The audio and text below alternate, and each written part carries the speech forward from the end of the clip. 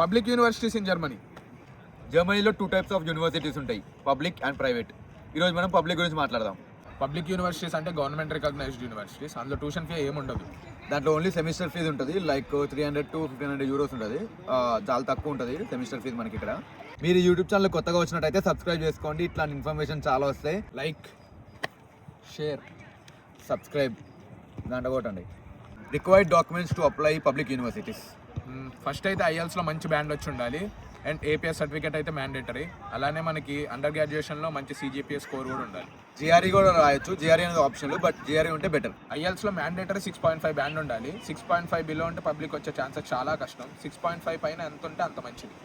APS కూడా చాలా rules మార్చారు. ప్రజెంట్ అయితే మీ యూనివర్సిటీస్ని H+, H- కేటగిరీస్లో చేస్తారు అండర్ గ్రాడ్యుయేట్లో. H- ఉన్న యూనివర్సిటీకి ఏపీఎస్ రావట్లేదు, సో చూసుకొని అప్లై చేసుకోండి. ఏపీఎస్ అయితే మ్యాండేటరీ. ఇప్పుడు మనకి చాలా రూల్స్ అయితే చేంజ్ అయినాయి ఏపీఎస్ సర్టిఫికేట్కి. వితౌట్ ఏపీఎస్ జర్మనీ అయితే రాలేము.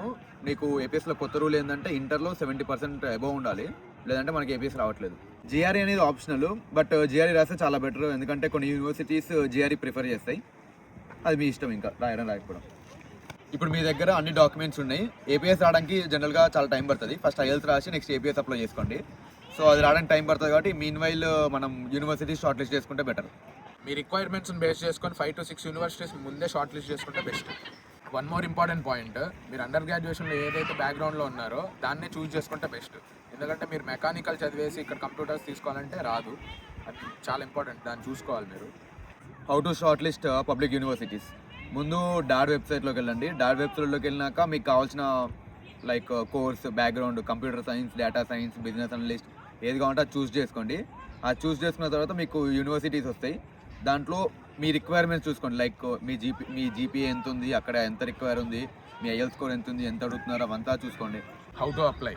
మీ దగ్గర అన్ని డాక్యుమెంట్స్ ఉన్నాయి, ఇంకా షార్ట్ లిస్ట్ చేసుకున్న యూనివర్సిటీస్ ఉన్నాయి. నెక్స్ట్ స్టెప్ వచ్చేసి యూని అసిస్ట్. యూనివర్సిటీస్ అప్లై చేయడానికి 2 ways ఉన్నాయి. ఒకటి యూని అసిస్ట్ ద్వారా అప్లై చేయొచ్చు, ఇంకోటి డైరెక్ట్ యూనివర్సిటీ పోర్టల్లోకి వెళ్ళి డైరెక్ట్గా అప్లై చేయొచ్చు. కానీ ఎక్కువ యూని అసిస్ట్ యాక్సెప్ట్ చేస్తాయి. ఫస్ట్ యూనివర్సిటీస్కి అప్లై చేసుకోవాలంటే యూని అసిస్ట్లో ఒక అకౌంట్ క్రియేట్ చేసుకోవాలి. అందులో మన డాక్యుమెంట్స్ అన్ని అప్లోడ్ చేయాలి. యూని అసిస్ట్లో మీరు మల్టిపుల్ యూనివర్సిటీస్కి అప్లై చేసుకోవచ్చు. 75 euros for first application, then 30 euros for each application. నువ్వు అట్లా ఎన్నైనా అప్లై చేసుకోవచ్చు. యూని అసిస్ట్ మన గ్రేడ్ని జర్మన్ గ్రేడ్లో కన్వర్ట్ చేస్తుంది. కన్వర్ట్ చేసిన తర్వాత మన అప్లికేషన్ అనేది డైరెక్ట్ యూనివర్సిటీస్కి వెళ్తుంది. యూనివర్సిటీ దాన్ని చెక్ చేసి మనకి ఫైనల్ డిసిజన్ అనేది ఇస్తుంది. ప్రాసెసింగ్ టైం వచ్చేసి 1 month to 1.5 months పడుతుంది. ఎంత ఎర్లీగా అప్లై చేసుకుంటే అంత మంచిది. వింటర్ ఇంటేక్కి ఆల్రెడీ అప్లికేషన్ స్టార్ట్ అయినాయి, సో తొందరగా అప్లై చేసుకోండి. ఎంత ఎర్లీగా అప్లై చేసుకుంటే అంత బెటర్. నేనైతే ఫస్ట్ ప్రైవేట్ యూనివర్సిటీకి వచ్చాను, కానీ తర్వాత పబ్లిక్ షిఫ్ట్ అవుతున్నాను ఇప్పుడు నేను.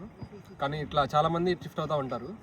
మనోడు ఫస్ట్ ప్రైవేట్కి వచ్చాడు, బట్ లక్కీగా వచ్చినాక అప్లై చేస్తే పబ్లిక్లో కూడా వచ్చింది. ఇప్పుడు లక్కీగా పబ్లిక్కి వెళ్ళిపోతున్నాడు, ప్రైవేట్ నుంచి పబ్లిక్ షిఫ్ట్ అయిపోయాడు.